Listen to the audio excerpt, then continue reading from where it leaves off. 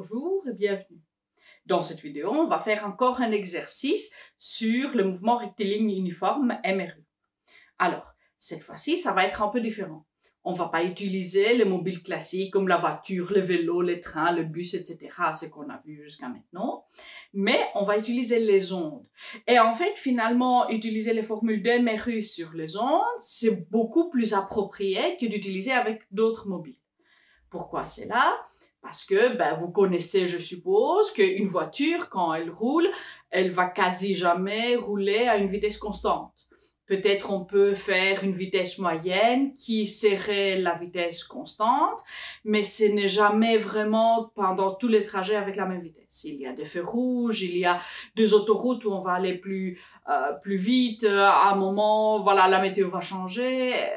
On ne sera pas vraiment en situation de vitesse constante. Pourtant, les ondes, elles, d'autant qu'elles restent dans le même matériau, elles vont se propager à la même vitesse. Alors, regardons ce que l'exercice nous donne.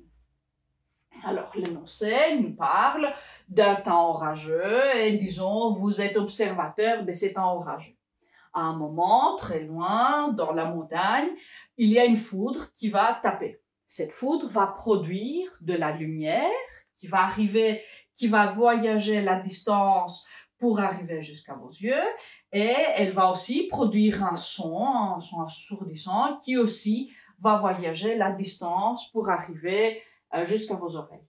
Et même si les deux ondes vont voyager la même distance, comme les deux ondes ne vont pas voyager à la même vitesse, vous allez avoir un décalage entre la perception de la lumière et la perception du son. Alors, regardons ce qui fait le décalage. C'est la vitesse du son et la vitesse de la lumière dans l'air. Ces deux sont vraiment très très différents. Alors, le son va voyager autour de 340 mètres par seconde et la lumière, une vitesse beaucoup plus grande, vous voyez, 3 fois 10 puissance 8 mètres par seconde. Ça, c'est un 3 avec 8 zéros après. Alors, vous comprenez que la lumière, comme elle voyage beaucoup plus vite, elle va arriver la première. Alors, c'est que nous, on va faire dans cet exercice, on va calculer le temps pour que la lumière arrive, le temps pour que le son arrive, pour une distance donnée, et puis on va voir quelle est la différence. En fait, je suppose que vous avez entendu, voilà, différents dictons qui vous disent que s'il y a une telle différence, vous êtes à telle distance de la foudre, etc. On va mettre ça à l'épreuve. Alors, donnons une distance au pif. Vous voulez vous mettre à 3 km? Disons? Ok, disons qu'on est à 3 km. Pourquoi je choisis 3? Ça fait les chiffres un peu plus faciles. On aurait pu mettre n'importe quoi, évidemment. Et alors, ces 3 km, je vais tout de suite changer en mètres pour être dans le système international. Alors, la définition de la vitesse. Alors, la vitesse, c'est la différence en longueur. Alors, tous les déplacements, finalement, que l'on doit faire sur les temps. Alors, de là, on va prendre 2 fois la formule, une fois pour la lumière, une fois pour le son. Alors, si on résout, delta t, ça va être delta x, qui est le déplacement sur la vitesse. Je vais l'écrire 2 fois, et l'une fois, je vais faire pour le son, et une autre fois, je vais faire pour la lumière. Alors, ici, V son, V lumière. Ok. Alors, le delta x pour le 2, le déplacement finalement que l'onde lumineuse et l'onde sonore ont eu à faire, c'est de 3000 mètres. Alors, j'écris 3000. Je ne mets pas le mètre parce que je vais garder tout dans le système international pour avoir ma tête tranquille et savoir qu'à la fin, j'aurai des secondes. Alors, on peut diviser par la vitesse du son, qui est 340 mètres par seconde. Ça va finalement donner un delta t en seconde. Et en bas, 3 fois 10 puissance 8 mètres par seconde. Alors, on aura seconde. Alors, c'est le temps de commencer à calculer. Alors, ici, on a 300 divisé par 34. Et ceci, je vais faire utilisant ma calculette. Alors, on a 300 divisé par 34. Et alors, ça va faire 8,8 secondes. Ça veut dire que ça va tarder. Ouais? Une distance de 3 km quand même, ce n'est pas à côté. Alors, regardons maintenant ce qui se passe avec ici la lumière. Alors, 3000, c'est 3 fois 10 puissance 3. Les 3 et les 3 peuvent partir.